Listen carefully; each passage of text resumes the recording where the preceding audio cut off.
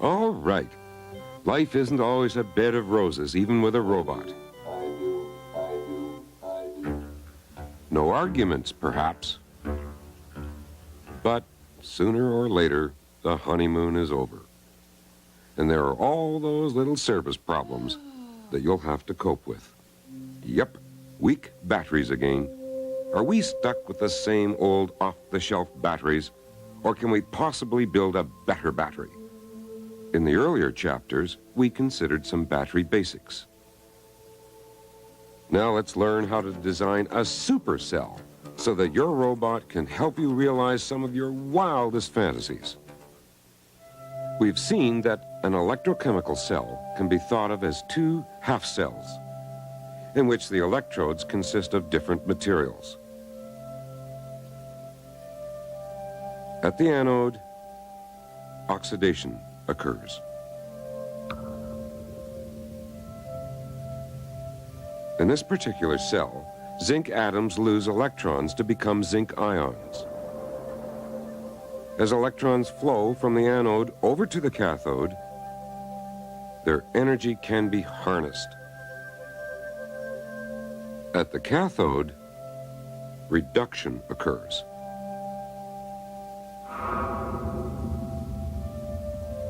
In this case, copper ions are reduced to metallic copper. A salt bridge connecting the two cells allows for ion movement from one half cell to the other. The secret to designing a more energetic cell lies not in a different process, but in the materials used. But how do we know which combination will give our robot that little something extra? The best measure of the output is the potential difference it produces. Potential difference is measured in volts. And it's a measure of the energy that each electron can deliver as it flows from the anode to the cathode. We know that chemists list metals in an order which indicates how readily they gain and lose electrons. Now, if we choose two metals in the series for our cell, how might we predict their potential difference? It's a bit like trying to measure the height of two children located in different parts of a room. One approach would be to select one child and assign it a value of 0. Other children could be compared to that child. A positive number would indicate how much taller a child was compared to the standard. A negative number would indicate a child smaller than the standard. At a glance, we could compare the height of any two children. Chemists use a similar procedure.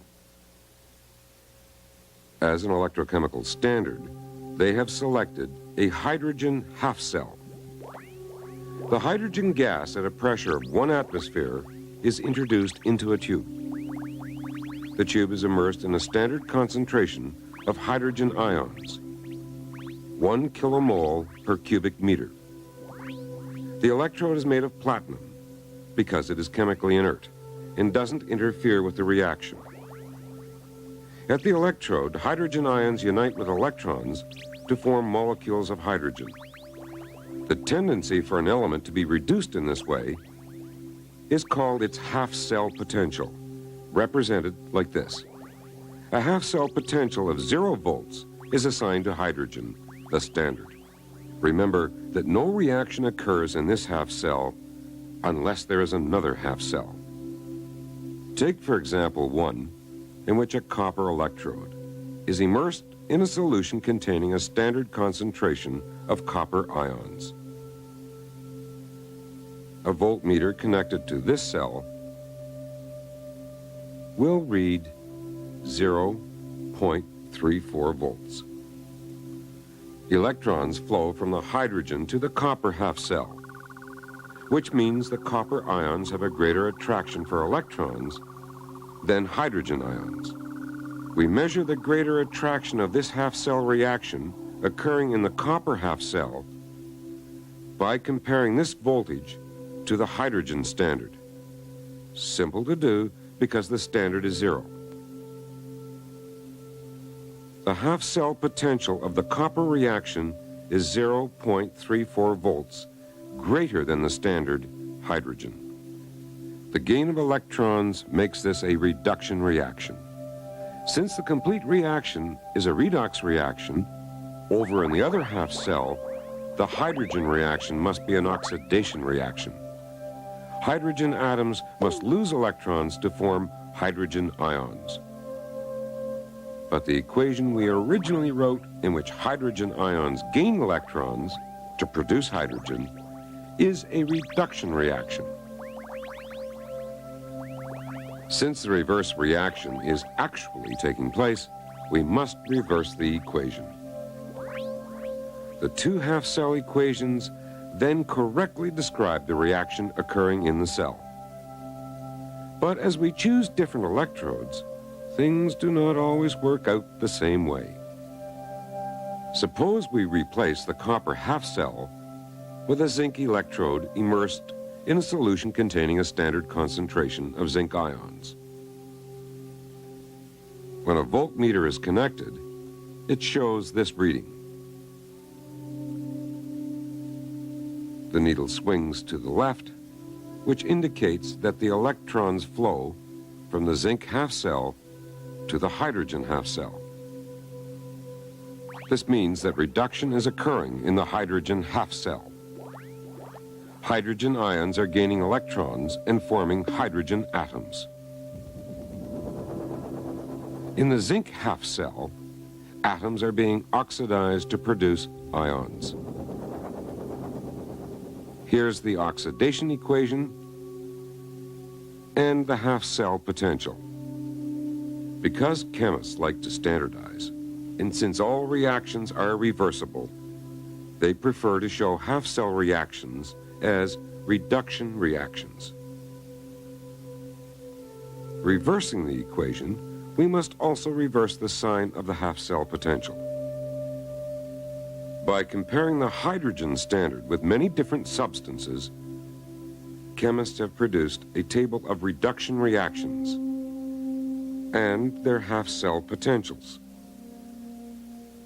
With this table, we can examine any two possible reactions, such as this familiar pair. Obviously, since batteries are all redox reactions, both of these reactions cannot be reduction reactions as shown. But which will it be?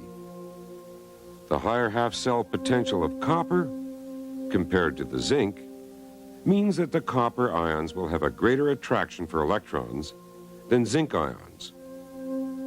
So the copper reaction will be a reduction reaction. And the zinc reaction must be reversed to become oxidation.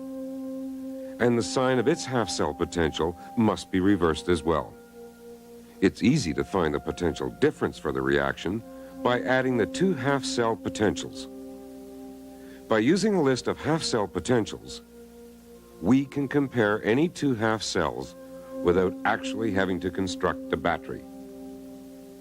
With this background, you can set about designing a super-duper cell for your extra special cellmate.